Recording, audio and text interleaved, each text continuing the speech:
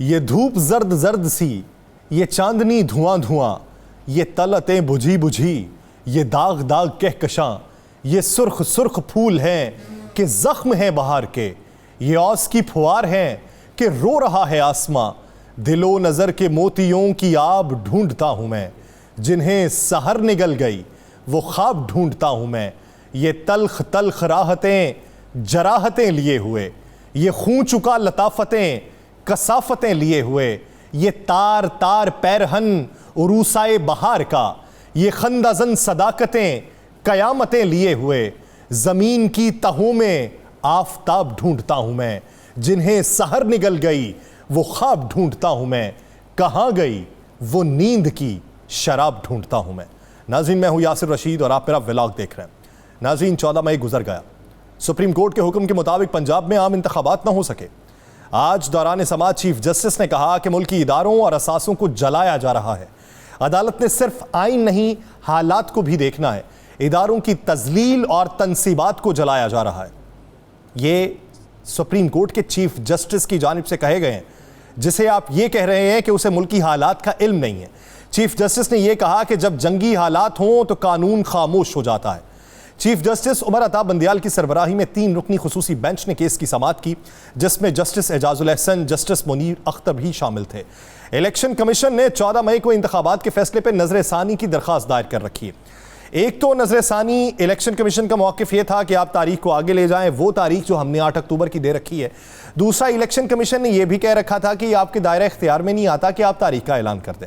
Election commission का मौक़िफ़ है कि इंतखाबात की तारीख देने का इख्तियार सुप्रीम कोर्ट को हासिल नहीं है। जब समाअत का आगाज़ हुआ तो चीफ जस्टिस का कहना था कि इलेक्शन कमीशन की नजरसानी दरख्वास्त के काबिल समाअत होने पर दलाइल दें।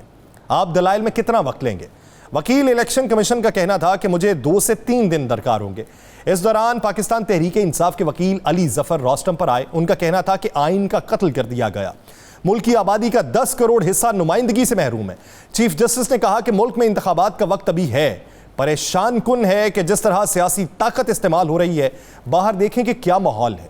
2 अहम चीज़ें फंड्स और सिक्योरिटी की थीं, और आज आपने दरख्वास्त में सुप्रीम कोर्ट के दायरा इख्तियार का पेंडोरा बॉक्स खोला है। यह आपके मरकजी केस में मौक़िफ़ नहीं था। सुप्रीम कोर्ट के दायरा इख्तियार पर किसी और को बात करना चाहिए। चीफ जस्टिस पाकिस्तान का कहना था कि वफाकी हुकूमत इन मामलात पर अदालत में आना चाहती है, लेकिन वो नहीं आई। नजरसानी का ऑप्शन आपके पास था, जो आपने इस्तेमाल किया। मुल्की इदारों और असासों को जलाया गया। वफाकी हुकूमत बेबस दिखाई दी। बाहर देखें, इंस्टॉलेशंस को आग लगाई जा रही है। अल्लाह ताला मुश्किल वक्त में सब्र की तलकीन करता है, और वफाकी हुकूमत बेबस दिखाई दी है। 4-5 दिन से जो हुआ उसे भी देखें। इस पर पाकिस्तान तहरीक इंसाफ के वकील अली जफर ने कहा कि मौजूदा सूरत हाल में निगरान हुकूमत गैर कानूनी है। सुप्रीम कोर्ट के फैसले पे अमल दरामद होना चाहिए। चीफ जस्टिस ने कहा कि मुश्किलात में रद्द अमल नहीं, सब्र किया जाता है। इस वक्त सूरत हाल बहुत तनाव का शिकार है। मैंने लोगों की गोलियों से जख्मी तस्वीर देखी हैं। इलेक्शन जमहूरियत का तसलसल है। अखलाकी बरतरी के लिए इंतजामिया और अपोजिशन को कहता हूं कि बेहतर अखलाकी कदर तलाश करें। अली जफर साहब ने कहा कि आइन पर अमल दरामद सबका फर्ज है। लोग आइन की अमलदारी और खिलाफ वर्जी के दरमियान खड़े हैं। चीफ जस्टिस ने कहा कि लोगों की जिंदगियों का तहफ़्फ़ुज़ जरूरी है। इस माहौल में आइन पे अमल दरामद कैसे कराया जाएगा? एक तरफ से भी अखलाकियात की पासदारी की जाती तो दूसरी तरफ अदालत इल्जाम देती। वकील पीटीआई अली जफर ने कहा कि अदालत ने मुज़ाकरात का कहा, मेरे मुज़ाकराती टीम के दोनों साथी गिरफ्तार हो गए। अब मुज़ाकरात खत्म होकर बात आइन की अमलदारी पर आ चुकी है। चीफ जस्टिस ने कहा कि अटॉर्नी जनरल साहब, आप मुज़ाकरात दोबारा शुरू क्यों नहीं करते? अटॉर्नी जनरल ने कहा कि मुज़ाकरात बिल्कुल शुरू होने चाहिए। मैं ही वो पहला शख्स था जिसने मुज़ाकरात की बात की। दोनों जानिब सुलझे हुए लोग मौजूद हैं। चीफ जस्टिस ने कहा कि अपोजिशन और हुकूमत दोनों तरफ से तनाज़े को बढ़ाया जा रहा है। लोगों की जानें ज़ाया हो रही हैं, इदारों की तजलील हो रही है, तनसीबात को जलाया जा रहा है। अटॉर्नी जनरल ने कहा कि मुज़ाकरात को मजीद वक्त मिल जाता तो बेहतर होता। 2 मई को मुज़ाकरात खत्म करने की जरूरत नहीं थी। चीफ जस्टिस ने फिर सवाल उठाया कि कुछ हुआ था, अचानक के मुज़ाकरात खत्म हुए। इस पर वकील अली जफर ने कहा कि इंतखाबात की तारीख पर बात नहीं बन रही थी। अटॉर्नी जनरल ने कहा कि ऐसे ना करें अली साहब, चीफ जस्टिस ने आपको कहा है कि जो पिछले हफ्ते हुआ वो नहीं होना चाहिए था।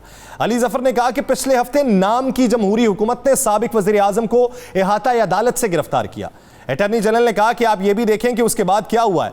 गिरफ्तारी के मामले को अदालत ने दुरुस्त कर दिया था। 2 मई को मुज़ाकरात के अमल से पीटीआई पीछे हट गई थी। उन्होंने 9 मई के वाकयात की मजम्मत की, माजरत की।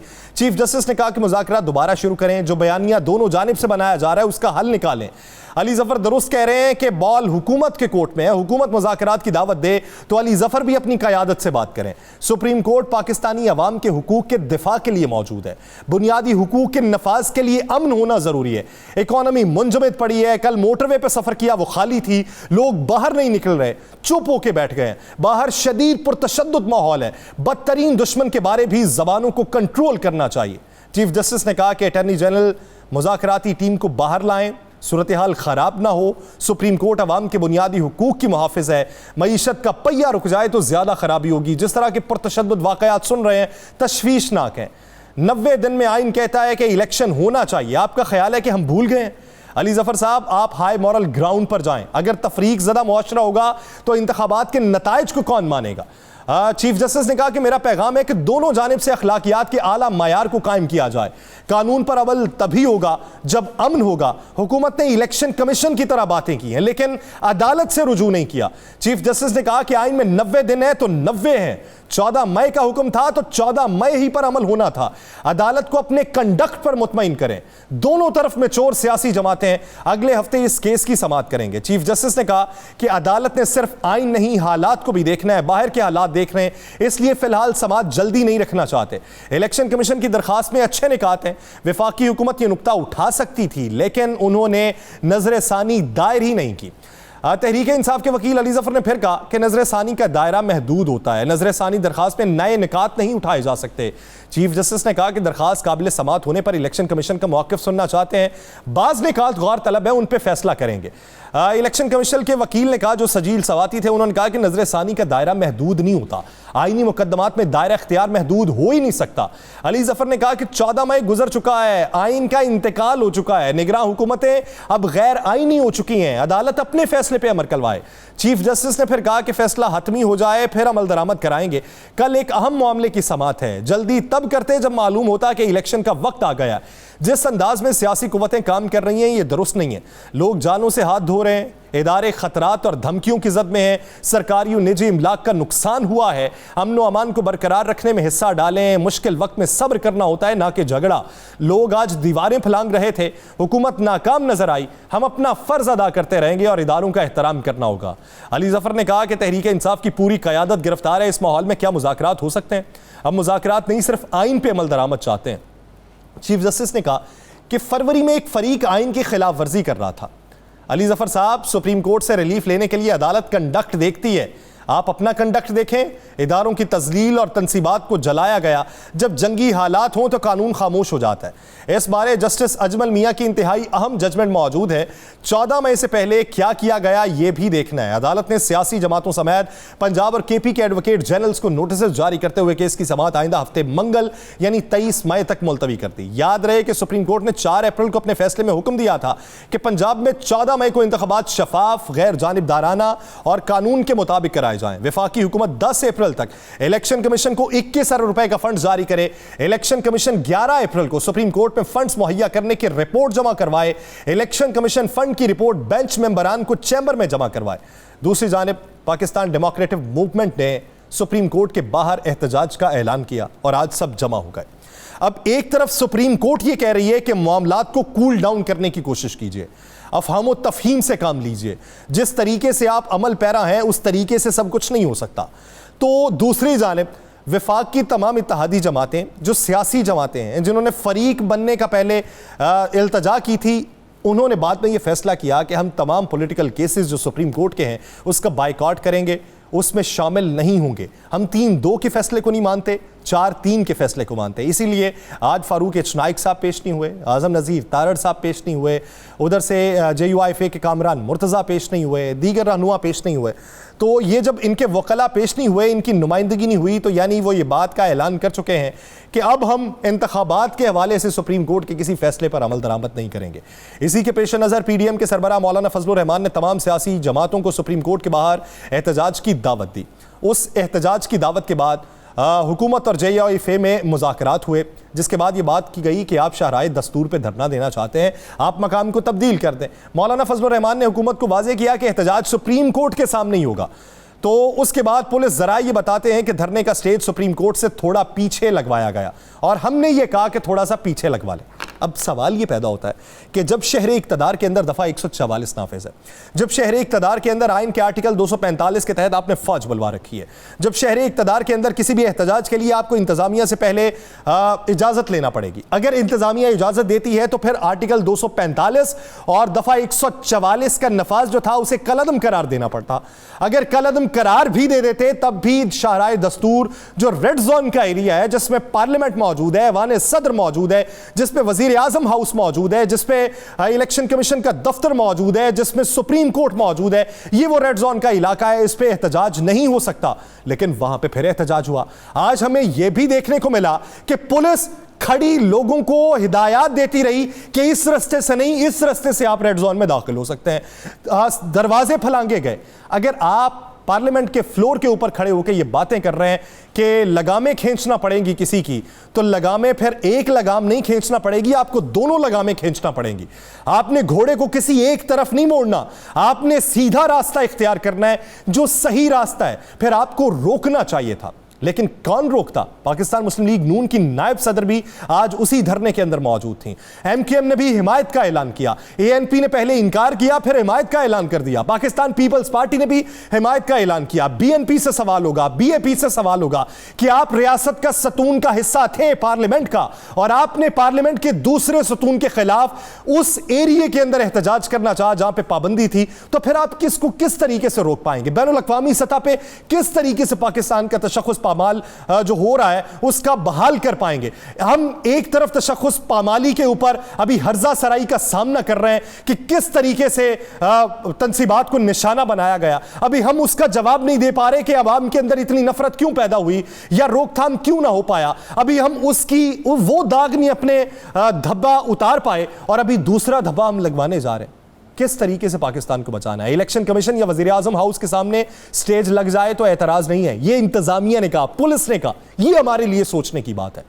आज राजा रियाज साहब ये खड़े होकर पार्लियामेंट में अंदर बात ये कर रहे हैं कि चीफ जस्टिस साहब को अगर ज़्यादा इतना ही शौक है सियासी मुकदमात की हेयरिंग का तो वो ये छोड़े मनसब इलेक्शन लड़ लें। तो राजा साहब अगर वो आपके ही हल्के से इलेक्शन लड़ लें तो आपकी ज़मानत भी जब्त हो जाएगी। अगर सुप्रीम कोर्ट के चीफ जस्टिस इलेक्शन लड़ने पे आ जाए तो हो सकता है ये बड़े बड़े नाम जो हैं इनके मद्दे मुकाबिल वो जीत जाएं। बात ये ना कीजिए, बात ये कीजिए कि बेहतरी का रास्ता किस तरीके से निकाल सकते हैं। सुप्रीम कोर्ट की एंट्री या बिल्कुल उसके सामने स्टेज ना लगाया जाए, यह हिकमत अमली थी, लेकिन इस हिकमत अमली के बावजूद भी लोग वहां पे जमा रहे जहां से इन आउट जजेस का था। कहां से जजेस आए जाएंगे? सवाल है किस दरवाजे से, क्या अकबी दरवाजे से जजेस को बाहर भिजवाया जाए? क्या इमरजेंसी का नफाज कर दिया गया कि इदारे के जो लोग हैं वो इदारे के अंदर मौजूद हों और वो खुद को महफूज तसव्वुर ना करें? क्या माजी करीब का फिर से आप मंजरनामा दोहराना चाह रहे हैं? किस तरीके से पाकिस्तान को बचाना है? वो लोग जिन्होंने तंसीबात को जलाया गिरफ्तार करें, करार वाकई सजा दें। पाकिस्तान की बहाली अगर करनी है, तशख़्ख़ुस को बहाल करना है तो कुली तौर पे करें। पाकिस्तान के अंदर किसी सियासी जमात को या किसी को यह इजाजत नहीं होनी चाहिए कि कोई भी मुंह उठाए रियासत को चैलेंज करके बैठ जाए। यह रियासत को चैलेंज करने का तरीका खत्म होना चाहिए, तर्ज़ सियासत खत्म होना चाहिए। ये पैगाम किसी एक सियासी जमात को नहीं, तमाम सियासी जमातों को जाना चाहिए। JUI के सरबराह मौलाना फजलुर रहमान की कॉल पे JUI मुस्लिम लीग नून पीपल्स पार्टी के काफिले पंजाब के मुख्तलिफ शहरों से निकले। फैसलाबाद, सरगोदा, जहानिया, हाफजाबाद, मियांवाली, खानेवाल, बहावलपुर, रावलपिंडी, दीगर शहरों से ये लोग इस्लामाबाद पहुंचे। फैसलाबाद से मुस्लिम लीग नून और पीपल्स पार्टी के कारकुन इनफरादी तौर पर इस्लामाबाद रवाना हुए। मियांवाली से बड़ा काफिला नून लीग का आया। उसके अलावा PDM कारकुनान ने रेड जोन में दाखिले की कोशिश की, नादरा चौक पे पहुंचे। कारकुनान को पुलिस ने वापस भेज दिया। पुलिस ने कारकुनान को मारगला रोड या अजूब चौक से रेड जोन में दाखिले की हिदायत की। JUI के कारकुनान रेड जोन पुलिस की रुकावटें तोड़ते हुए रेड जोन में दाखिल हुए और सुप्रीम कोर्ट के सामने पहुंचे। विफाकी दारुल हुकूमत में तमाम सूरत हाल मामूल के मुताबिक रवा दवा है। इंतजामिया की जानिब से D चौक मुकम्मल तौर पर बंद है। सुप्रीम कोर्ट के बाहर FC और पुलिस की भारी नफरी तायुनात है और इंतजामिया ने सरीना चौक से पार्लियामेंट जाने वाला रास्ता बंद कर दिया और शाहराह दस्तूर जाने वाली ट्रैफिक को भी बंद कर दिया गया है। अब सवाल यह है कि क्या करना चाह रहे हैं? अगर कोई और उठे और वो कह दे कि शाहराह दस्तूर के ऊपर एहतजाज करना है तो किस तरीके से रोक पाएंगे? ये तमाम जो मंजरनामा वज़ा हो रहा है इसको रोकने की ज़रूरत है, रोकने की ज़रूरत है। अनाओं के खाल से बाहर निकलने की ज़रूरत है। फिर पाकिस्तान के लिए कुछ फ़ैसला करने की ज़रूरत है, वो फ़ैसला जो अवाम की फ़लाह व बहबूद के लिए हो, वो फ़ैसला जो पाकिस्तान की मईशत के लिए बेहतर हो, वो फ़ैसला जो आलमी सतह पर पाकिस्तान के तशख़्ख़ुस की बहाली के लिए बेहतर हो, और वो फ़ैसला जो पाकिस्तान के इन स्टेक होल्डर्स को एक मेज़ पर बिठा दे। बसूरत दीगर गेम हाथ से निकलती हुई दिखाई दे रही है। मुझे दीजिए इजाज़त, अल्लाह ने के बाद।